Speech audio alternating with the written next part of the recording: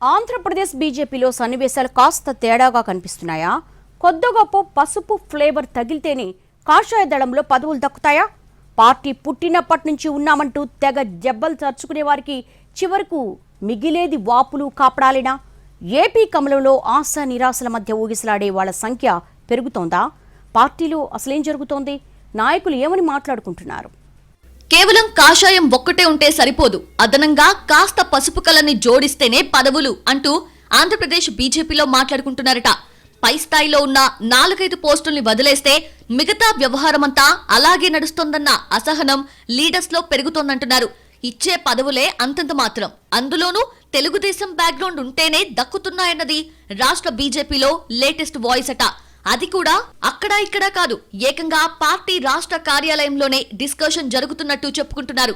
ఎవరెవరికో పదవులు దక్కుతున్నాయి, కానీ దశాబ్దాల తరబడి అంటిపెట్టుకుని ఉన్న మా సంగతేంటి అంటూ తీవ్ర ఆవేదన వ్యక్తం చేస్తున్నారట కొందరు నేతలు.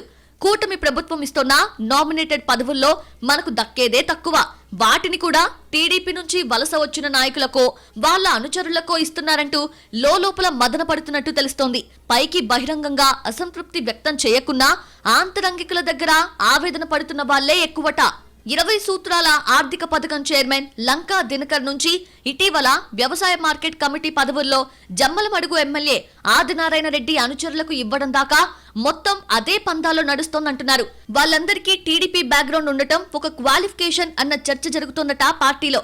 దీంతో మేం కూడా ఒకసారి అలా వలసెల్లొస్తే మాకు పదవులొస్తాయి కదా అని ప్రశ్నించే వాళ్ళ సంఖ్య కూడా పెరుగుతోందట పార్టీలో. విజయవాడ పశ్చిమ ఎమ్మెల్యే టికెట్ వదులుకున్న అడ్డూరి శ్రీరామ్ కనకదుర్గా గుడి చైర్మన్ పదవి అడిగారని, కానీ అక్కడ టీడీపీ బ్యాక్గ్రౌండ్ ఉన్న నాయకుడినే ఎంపిక చేసే అవకాశం ఉన్నట్టు చెప్పుకుంటున్నారు. ఇలాంటి ఈక్వేషన్స్ తెర మీదకి రావడంతో ఇప్పుడు ఏపీ బీజేపీకి నామినేటెడ్ పదవుల వ్యవహారం తలనొప్పిగా మారుతున్నట్టు చెప్పుకుంటున్నారు. తమకు అసెంబ్లీలో సంఖ్యాబలం తగ్గడమే ఈ పదవుల పందేరంలో వెనకబడటానికి కారణమన్న చర్చ కూడా జరుగుతోందట పార్టీలో. సీట్ల కేటాయింపు సమయంలోనే గట్టిగా పట్టుబట్టి మరిన్ని సాధించుకొని ఉంటే ఇప్పుడు ఈ సమస్య తప్పేదని కూడా అంటున్నారట కొందరు ఏపీ కాషాయ లీడర్స్. క్షేత్రస్థాయిలో నిలబడాలంటే క్యాడర్ కు కొన్ని పదవులైనా ఇప్పించుకోగలగాలని, ఇప్పుడు ఆ పరిస్థితి మాత్రం రాష్ట్ర పార్టీలో కనిపించడం లేదని మాట్లాడుకుంటున్నారట ఎక్కువ మంది. రాబోయే నామినేటెడ్ పదవుల పంపకాల్లో ఈ ఈక్వేషన్స్, క్యాలిక్యులేషన్స్ ని కాషాయ నేతలు ఎంతవరకు బలంగా వినిపిస్తారో, ఎలా పదవులు సంపాదిస్తారో చూడాలి.